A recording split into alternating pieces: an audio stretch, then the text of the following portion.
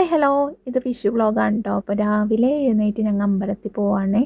അവിടുത്തെ അമ്മ നേരത്തെ പോയായിരുന്നു. നമുക്ക് കുറച്ച് വൈകിട്ടോ എഴുന്നേൽക്കാനൊക്കെ ഭയങ്കര മടിയായിരുന്നു. കാരണം ഇവിടെ ഉറക്കം കിട്ടാറില്ല. അതുകൊണ്ട് തന്നെ ചേച്ചിയുടെ വീട്ടിൽ പോയി കഴിയുമ്പോൾ കുറച്ച് തണുപ്പും കാര്യങ്ങളുള്ളതുകൊണ്ട് തന്നെ ഞാൻ നല്ല സുഖമുണ്ട്. അങ്ങനെ നമ്മൾ അമ്പലത്തിലെത്തി. അവിടെ ഉത്സവം ഓർന്നു കേട്ടോ. അതുകൊണ്ട് ആനയും കാര്യങ്ങളൊക്കെ ഉണ്ട്. പിന്നെ ഞാൻ എൻ്റെ കൃഷ്ണന് തുളസിമാലയൊക്കെ വാങ്ങി വെച്ചായിരുന്നു കേട്ടോ. അത് കഴിഞ്ഞിട്ട് ഞാനും അമ്മയും കൂടി കുറച്ച് റീൽസിന് വേണ്ടി വീഡിയോ ഒക്കെ എടുത്തതിന് ശേഷം നമ്മൾ പായസം ഉണ്ടാക്കാനിരുന്നു.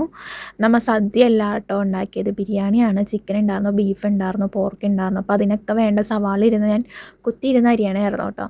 വേറെ പിന്നെ ഞങ്ങൾ എല്ലാവരും ഒരുമിച്ച് തന്നെ എല്ലാ കാര്യങ്ങളും ചെയ്തു കേട്ടോ. പായസത്തിലാണെങ്കിൽ എല്ലാവരുടെയും കൈ വന്നിട്ടുണ്ട്.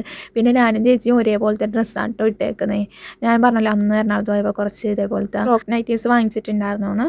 അപ്പോൾ അതാണ് കേട്ടോ ഇത്. ഇതിൻ്റെ കുറേ പല കളർ വെറൈറ്റീസ് ഉണ്ട്. ഇതേ ചേട്ടനാ പോണത് ഗുണ്ട് പൊട്ടിക്കാൻ പോണേ കേട്ടോ.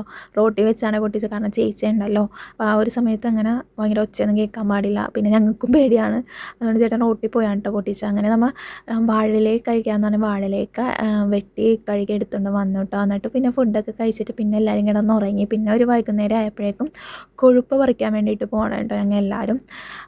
അപ്പോൾ കുറച്ച് പറിച്ചെടുത്തുള്ളൂ. കാരണം അവനെയും കൊണ്ട് ഈ പറമ്പിൽ നിൽക്കാന്ന് പറയുന്നത് കുറച്ച് ടാസ്ക്കാണ്. ഓടിക്കളിയും കാര്യങ്ങളൊക്കെയാണ്. സന്ധ്യ നേരമായതുകൊണ്ട് അതേ നേരം നമ്മൾ അവിടെ നിന്ന് പിന്നെ നമുക്ക് അവിടെ അടുത്തുള്ള ആ പുഴയുടെ അടുത്തോട്ട് പോയിട്ടോ.